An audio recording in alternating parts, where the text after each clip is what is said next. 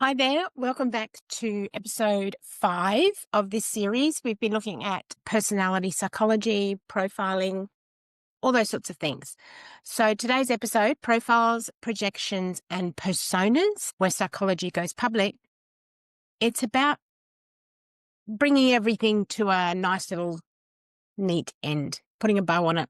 And I've also, if you stay to the end, I've created a little workbook that will allow you to take everything that we've learned over the last few weeks and put it together and use it for yourself. So over the past few episodes, we've unpacked some pretty big names: Freud, Jung, Maslow, the modern trait theorists. We've dived into profiling systems like Myers-Briggs and DISC and color coding, all those sorts of things. So today we're asking the question, what happens when all of this theory, leaves the computer screen or the books and lands in real life? How do we apply it in real life? What does it mean in real life? Because psychology isn't just academic, it's applied. We use it. We need it to understand ourselves and others. And I'd have to say it's like nowhere is more obvious for this than business, relationships, and social media. Your algorithm is full of applied psychology. So this is where personality psychology stops being a theory and starts becoming a mirror, to be honest. So let's have a look through those three areas, those three key areas, look at how they show up and how we can use them. So we'll start in business. If you walk into any kind of modern company these days, you'll find a personality test somewhere in HR's toolkit. It could be a DISC assessment, an MBTI workshop. Businesses love to type their teams. And it makes sense because humans like patterns. We like patterns. We like knowing what comes next. We like to think that we can predict how people will work and what will motivate them. But there's a trap to that as well, as we've discussed earlier. A profile can explain tendencies, not actual talent. So, for example, a choleric or red might lead the meeting, but it doesn't automatically make them a good leader. An introverted thinker, a blue, might struggle in a brainstorming session, but could actually design the company's best strategy on their own.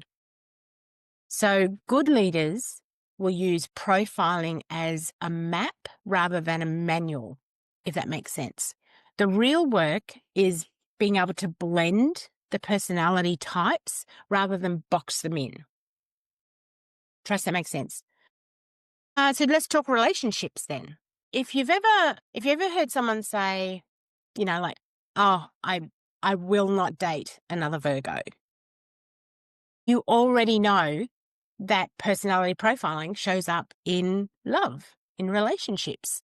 If you've said it yourself, if you've looked at, what star signs go best with other star signs, love languages, all those sorts of things are about personality profiling. We tend to use it as a shorthand. It allows us to feel a bit safer. Again, thinking that we can predict the emotional landscape we're about to step onto. The Myers-Briggs type, the attachment styles, love languages, as I said, they're all attempts, good ones, to decode human behavior. And whilst they absolutely can help us understand each other's patterns, they also become excuses. So it's a two-edged sword, again, just like business.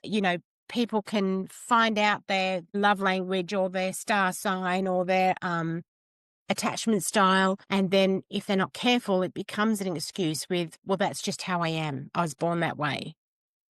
Because, I'm an avoidant. Again, labels can explain behavior, but they should never be used to justify it. We still must be responsible for our behavior. It's about, as I said, it's about explaining, giving you some answers, giving you tools to work with so that you can become more of who you want to be. real connection in relationships, that happens when we use these personality frameworks as a bridge rather than as a barrier that blocks us in or blocks others out. Yeah. Because at the end of the day, relationships aren't necessarily about matching types, are they? They're matching effort. Think about that one for a minute. That one sort of hit me like a ton of bricks because I'm very much, I love, as I've said before, I love languages. I love languages and personality types and all those sorts of things. And so it kind of gave me pause to realize that I was leaning more towards matching types rather than matching effort. And that effort starts with improving yourself, looking at where your strengths are, where your weaknesses are, where your wounds are, and putting the effort into improving yourself for yourself so that you can then match with another person and not sort of lay all your baggage at their feet. Anyway, enough about relationships. We'll move on to social media. As I said before, the algorithm. It's in the algorithm. You can see personality profiling happening in the algorithm. Social media is like the wild frontier of personality psychology. Every like, every comment, every, scrolling, stopping on a video, it builds a behavioral profile of you. And that data, it doesn't just predict your taste, it's predicting you. It's predicting your behavior. Platforms now know your introversion, your humor style, even your triggers. I know we joke about that if you talk about a new vacuum cleaner, suddenly your feed is full of different vacuum cleaners. Think about how it uses that information, though, for triggers and for emotional stuff and for relationship type stuff. It's amazing when you really go down that rabbit hole. And ironically, we're all now sort of profiling ourselves. We build digital personas, don't we?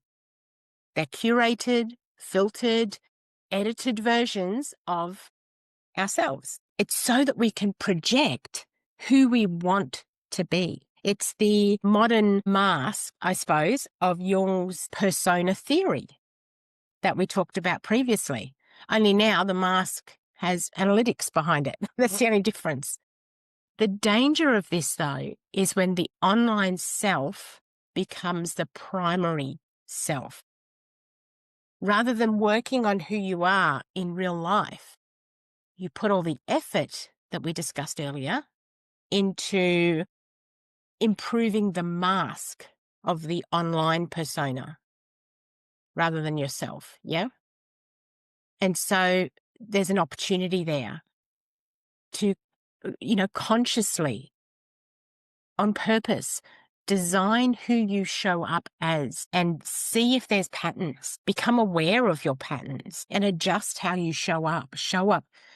Aim for authenticity as opposed to just projecting a persona of who you'd like to be. So, profiling is huge, and a lot of people tend to love it because we crave categories. We like to put ourselves and others in boxes.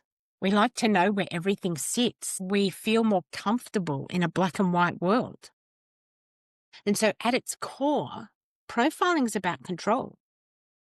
We label things because it helps us manage uncertainty, both in ourselves and in others. And I've done a whole episode on this before about this balance and I think different balance that people have of uncertainty versus certainty. Some people love a lot of uncertainty and a lot of chaos and let's just see what happens. They love that in their life and it drives them. Other people need a lot more order and structure to feel safe in their life. So again, it's finding, well, what's your balance? How much certainty versus uncertainty do you need? And if you find that you do a lot of personality profiling type stuff, perhaps at that time in your life, you have a lot of uncertainty. And so you're craving some control. of just knowing who you are and who the people around you are. And it helps us manage that. If I can name it, I can understand it. Does that land? It certainly lands for me. And then if I can understand it, I can predict it. And if I can predict it, then I can feel safe because I know what's coming up. It's about control, isn't it? It's controlling the outcome, controlling the environment. That's why personality tests go so viral, why companies spend millions of dollars on psychometrics, and why people post their enneagrams and their letters in bios. Because we're all just trying to make sense of chaos through pattern recognition. We all have a little bit of that in us where we find calm in pattern recognition. It's not vanity, it's survival. The problem is when that label becomes the identity. That's when we stop growing. That's when it stunts us. Profiles are meant to describe you, not define you. Oh, there's a line. Love it. So beyond those labels then, if this series has taught us anything, it's that there's no single truth about personality. Every theory from Freud's drives to Jung's functions to the big five, it's just one lens on the kaleidoscope of human behaviour. So my advice to you, what I do myself, is I use these tools and I learn from them. I gather data on myself so that I know where my blind spots are. I know where to improve, where I want to change, what I like, what I don't like, all those sorts of things. So the tools are good. Use the tools. However, keep control of the tools. Don't let the tools control you. Because remember, you are not your type. You're a dynamic system of stories and emotions and evolving patterns. So it doesn't matter if you're a red or an INFJ or a type 2 or this is just me on a Thursday. Keep asking the question of yourself, not who am I? Who do I want to become? That's the question. That's where real psychology lives. And that's where real control can live. Taking control of who you want to become and then taking the action needed to get you there. I'm going to wrap that up there. Keep it nice and short and sweet and simple. Thank you for joining me on this deep dive into personality psychology. I trust you've enjoyed it as we've gone through the theories that shaped it and the ways that we live it. If you have enjoyed the series, please hit follow, share it with a friend, rate it on whatever platform you're watching this on. And if you're ready to go a bit deeper with me, please join me at talktrainco.com. I'll have exclusive sessions, workshops, lots of tools and giveaways, resources, so that you can apply all this stuff in real life. Because as I said, knowing your type is really cool and it's a lot of fun. Evolving it though, that's where the real magic is. I hope to see you again. I look forward to it. Until next time, catch you later.